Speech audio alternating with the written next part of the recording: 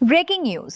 নবম পে স্কেলের গ্যাজেট নিয়ে এবার সরকারি চাকরিজীবী সমাজ আর কোনো অপেক্ষায় থাকতে রাজি নয়। রাজধানীর প্রেস ক্লাব থেকে শুরু করে অনলাইন লাইভে একটাই বার্তা ঘুরছে, গ্যাজেট চাই, এখনই চাই। এবং এই দাবির সঙ্গে এবার যুক্ত হয়েছে আরও বড় একটি কথা।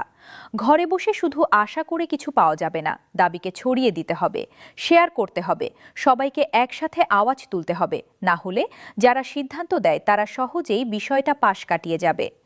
লাইভ আলোচনায় বক্তারা প্রথমেই ক্ষোভ প্রকাশ করে বলেন, অনেক মানুষ লাইভ দেখছে কিন্তু শেয়ার করছে না, ফলে দাবিটা যতটা ছড়ানোর কথা ততটা ছড়াচ্ছে না। তারা বলেন, দাবি আদায় করতে হলে কর্মচারীদের নিজেদেরই আগে নড়তে হবে, কারণ মাঠে না নামলে, নিজের দাবির কথা না বললে শুধু বসে বসে পরিবর্তন আসবে না।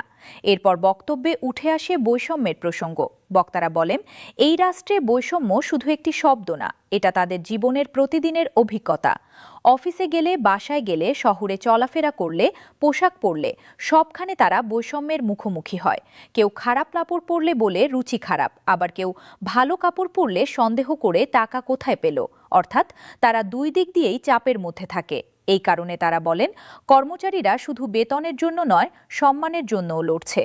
তারা জানান, একজন সরকারি চাকরিজীবী চাইলেও স্বাভাবিকভাবে জীবনযাপন করতে পারে না, সন্তানের জন্য ভালো শিক্ষা নিশ্চিত করতে পারে না, বাবা মায়ের অসুখে ঠিকমতো চিকিৎসা করাতে পারে না, কারণ বেতন কাঠামো বহুদিন ধরে একই জায়গায় আটকে আছে। কিন্তু বাজারের দাম থেমে নেই, সবকিছুই বেড়েছে। ফলে কর্মচারীদের জীবন মানে এখন সব সময় হিসাব করে বাঁচা, কখন কি কাটবে, কোনটা বাদ দেবে, কোনটা পিছিয়ে দেবে, এটাই তাদের বাস্তবতা।